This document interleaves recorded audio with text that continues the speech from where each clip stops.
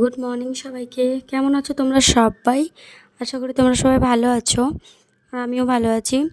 তো দেখো, আজকে সকাল সকাল ঘুম থেকে উঠে বিছানাটা একটু গুছিয়ে নেব, তারপর ঘরে ঝাঁট দিয়ে চলে যাব একটু রান্নাঘরে। আজকে আমার কাছে খুব একটা খুশির দিন। কেন বলো তো? কারণ আজকে আমার মা আসবে, তাই। মেয়েদের জীবনে মা বাবা আসলে এর থেকে বড় খুশি তো আর কিছু হতে পারে না। তো আমার কাছে আমার বাবা তো নেই, আমার মা আছে, তাই আজকে মা আসবে, আমি খুব খুশি। সকালবেলা উঠেই সব কাজবাজ সেরে নেবো, দিয়ে যাব রান্নাঘরে।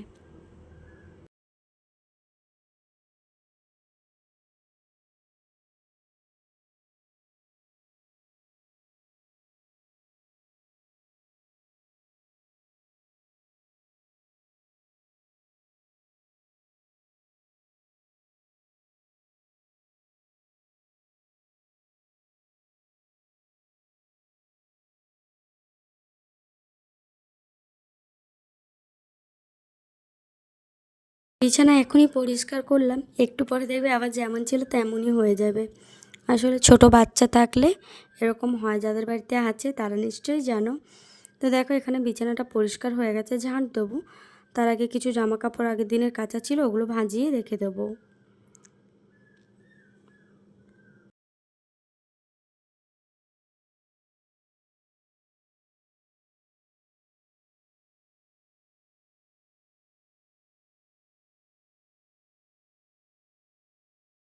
দিনটা না প্রচণ্ড গরম ছিল, কেমন একটা ভ্যাপসা গরম।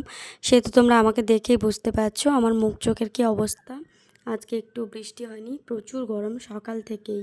তার মধ্যে কাজ করতে কষ্ট হচ্ছে, কিন্তু কি করার, মেয়ে হয়ে জন্মেছি, তারপরে আবার বিয়ে হয়েছে, নিজের সংসারের কাজগুলো তো নিজেকেই করতে হবে, তাই না? কেউ তো আর এসে আমায় করে দেবে না। এটা যদি বাপের বাড়ি হতো বা মায়ের বাড়ি হতো,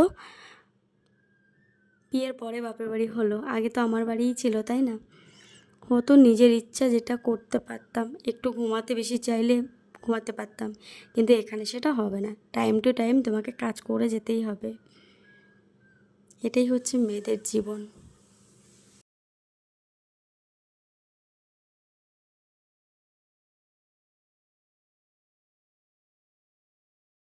তোমাদের বলে রাখি, আমার গলাটা কিন্তু আজকে খুব ভালো নেই, কারণ আমার খুব ঠান্ডা লেগেছে, গলাটাও ধরে গেছে।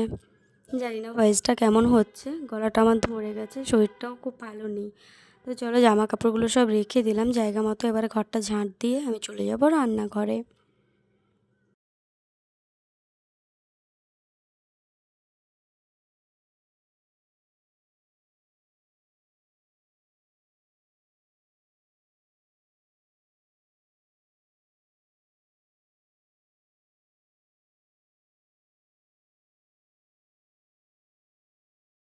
তো তখন ঝাড় দিচ্ছিলাম, বুঝতে পারিনি, এখন এডিট করতে গিয়ে দেখছি যে ধুলোগুলো উঠছে, দেখতে পাচ্ছ তোমরা কত ধুলো উঠছে।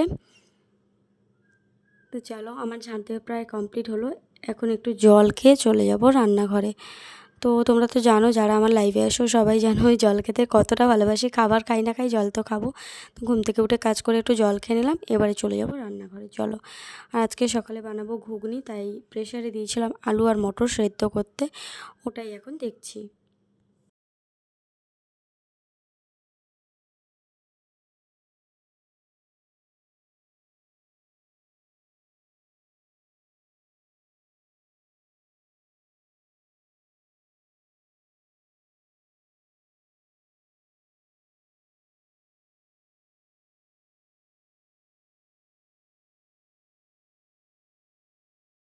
ঘুগনিটা রান্না করে নিই, আমার ছেলে গেছে পড়তে প্রাইভেট, ওর আজকে অর্ডার আছে, মা আমি ঘুগনি খাবো, তাই এখানে ঘুগনিটা বানাচ্ছি। আর দেখো, ঘুগনিটা বসিয়ে দিয়ে আমি কিন্তু অন্যদিকে কাজগুলো করে নেবো, যে মশলার কৌটোগুলো ছিল ওগুলো আজকে পরিষ্কার করব। তো চলো, ঘুগনিটা বানাচ্ছি।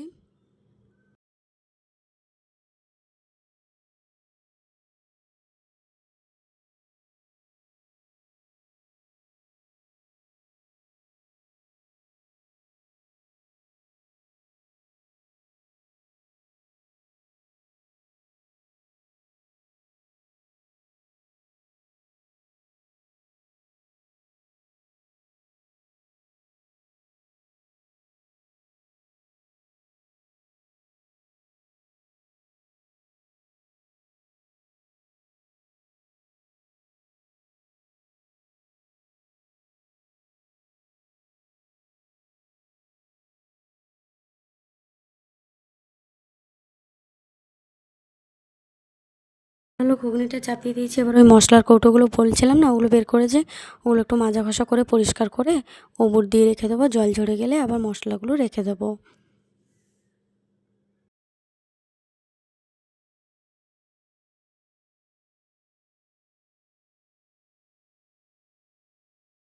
হ্যাঁ, এখানে কিন্তু বারবার আমি গ্যাসের দিকে তাকাচ্ছিলাম যে ঘুগনিটা কত কি হলো, সেই জন্য।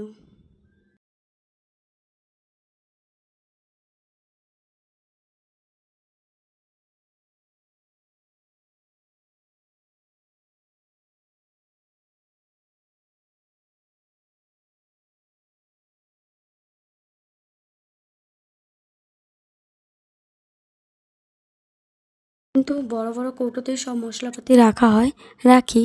কিন্তু এই ছোটো কৌটোগুলো কেন হয়েছে বলো তো? এগুলো করলে না রান্নার কাছে রাখতে হাতের কাছে সুবিধে হয়, বড় কৌটো থেকে সবসময় তো নেওয়া যায় না, নিরামিষ দিনে লাগে, সেই জন্য ওগুলো এঁঠো করা হয় না। এগুলো হাতের কাছে সবসময় থাকে, কাজে লাগতে সুবিধা হয়, সেই জন্য ছোটো কৌটো ব্যবহার করি।